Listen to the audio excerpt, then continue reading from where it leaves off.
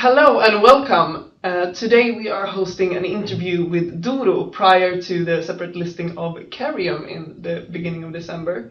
My name is Rebecca Gärderup and I work as an equity analyst here at ABG, and I am the analyst covering Doro. With me here today we have Carl Johan Zetterberg Boudrie, and you are the current CEO of Doro, and you will become the CEO of Carium after the spin-off. Exactly. You have almost a 6-year history of Doro, where you started off as the head of for care segment in 2016. Is that correct? Yes. Yeah. What is your ambition when it comes to expansion, growth, and margins for Carium going forward? For Carium, first I'd say it's correct. I started in Doro back in 2016, so taking the responsibility for business area care, and now I will take responsibility for Carium after the separate listing. And from my perspective with Carium, our ambition, since we see we're in a market where we are expecting sort of growth to increase in the following years, given the digital transformation that needs to happen in large part of Europe, given we see a growing elderly population, increased funding gaps, why we believe that technology-enabled care will be one of the key elements to sort of transform care and try to solve sort of the equation that we have in front of us. So from an ambition perspective with Carium, we want to continue to drive high-paced organic growth in combination with continued acquired growth, both to strengthen our position in existing markets, but also to gain a foothold in new markets, to expand with our overall ambition to become the European market leader in technology-enabled care. And also from a margin perspective, to continue to drive quality and efficiency in our service delivery and in our operations as a whole, to drive and grow both gross and operating margin. Okay. But first of all, also why did you choose to spin off Carium, and why now? Good question. I think, and maybe to go back a little bit, I think already back in sort of 2012, 2013, the current sort of board and management of Doro said, we want to have a complement to our mobile phone business. So we want to build sort of a complement that can continue to drive growth of Doro and give us sort of a second leg, but will continue to focus on seniors. So that's why Doro 6-7 years ago entered the care segment more in full with the acquisition of CareTech. Then we have built the care segment since then through organic growth and through acquisitions.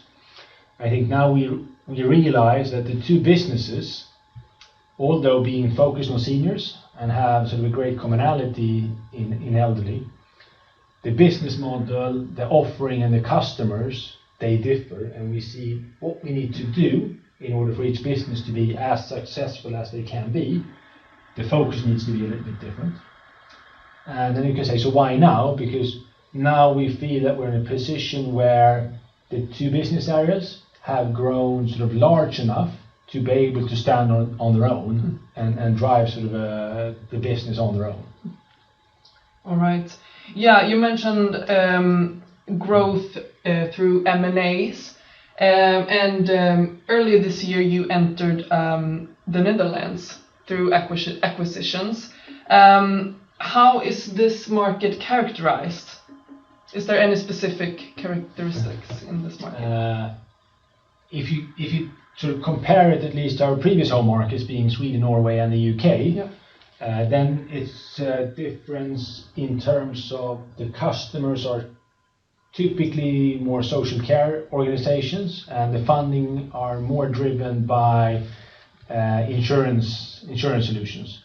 Why we in Sweden, Norway and the UK, it's more public tender-driven market. Mm-hmm. So from that perspective, the characteristic is a bit different.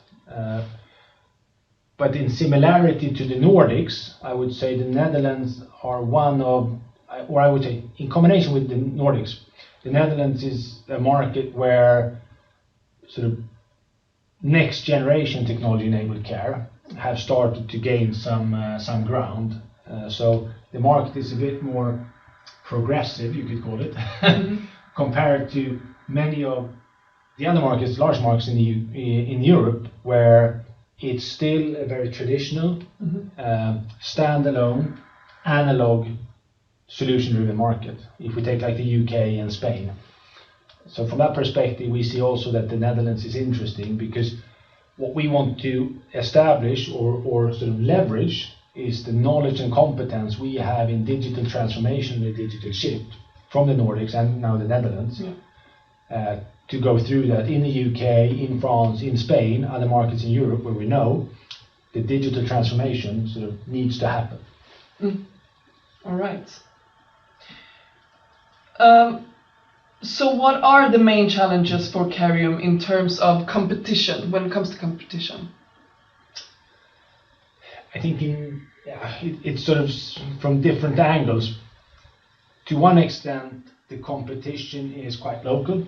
In most countries, the competition we meet in terms of service delivery are local. So we see different players in Sweden compared to Norway, compared to the Netherlands, etc. But otherwise, where it could be seen as competition, but I think many of them could potentially rather be partners, as we're an industry where many see that, again, technology will be one of the key enablers to transform social care. And this is attracting both sort of new smaller players and larger players and larger tech companies. But we believe from a service delivery perspective, we have a unique position with both hardware, software and people. Where I think maybe from a hardware perspective or software perspective, some of the, maybe as others see as competitors, large tech giants or others, I think they could rather be a partner, where they could offer maybe software or hardware that's relevant for our service delivery, and thus becoming a partner rather than a competitor. Okay, interesting.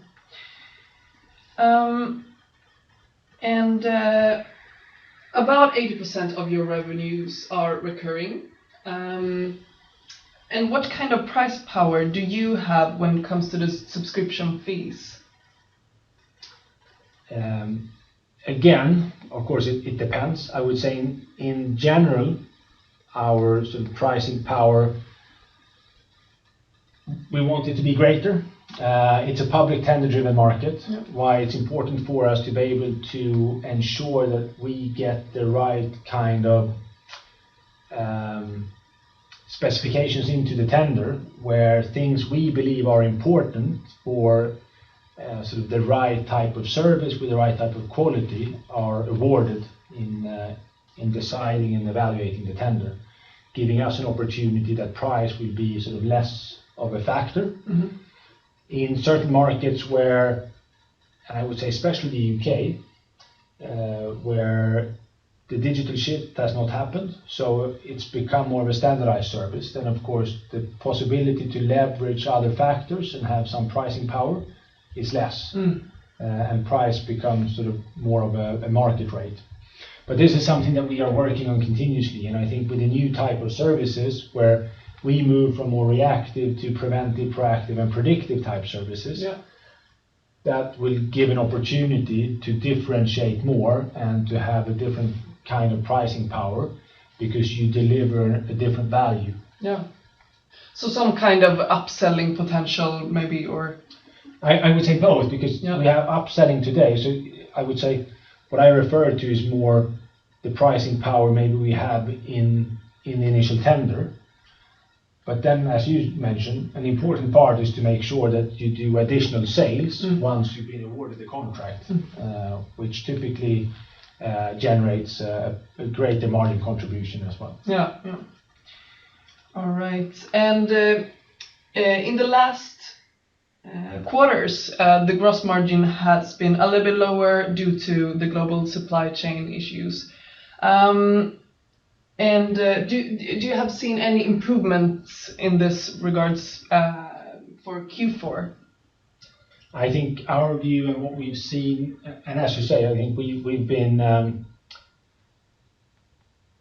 affected by, as many others, the component shortages, increasing component prices, freight availability and freight prices. What we have seen sort of last year, and I, to some extent maybe Q3 and also now, I think we've probably reached sort of the low point. So things are not becoming worse, and maybe they are slightly becoming better. It's almost now we can start to see the light at the end of the tunnel, even though the tunnel is still quite long. Okay, good answer. Yeah, all right. No, I think because our view and what we hear from many others is a lot more capacity is coming to the market. A lot of things are happening, but we're still in a situation where it is constrained. And for the additional capacity to come to market and for sort of the global supply chain to stabilize, that's still a couple of months in front of us. All right. Yeah, thank you. And my final question. According to you, why will Careium be a good investment? A few different factors. I would say one, there is an interesting market that we are active in. There are a number of factors that is driving the market, and a number of factors that actually doesn't have to they work on their own right, so to say, because the increasing number of seniors, we see that the user base will grow. We believe that the use of technology-enabled care services will grow to be an answer to the funding gap, both from a staffing perspective and from a financing perspective. There will be new type of services as our customers want to go from, as I said, the standalone analog reactive solutions to more integrated digital, proactive, preventive and predictive solutions. And then also, as we are in an industry today that I would call to some extent immature, because as I said, it's still standalone analog reactive solutions. And as the market will mature and develop, there will be the digital transformation that will drive the growth as well. So in combination with sort of where we see a very interesting underlying market with a lot of opportunities to capture growth, I definitely believe that we have established a strong position for us to leverage on these opportunities that we see, where we have a strong foothold in 4 of sort of key markets in Europe that we will continue to expand through organic growth and through acquisitions. And also that we see we build a stronger base that will enable us to gain scale, to improve gross margin, to improve operating margin, to sort of reach our ambition of becoming the European market leader in technology-enabled care. All right, very interesting. Thank you, Carl Johan, for this interview, and thanks everyone for listening in.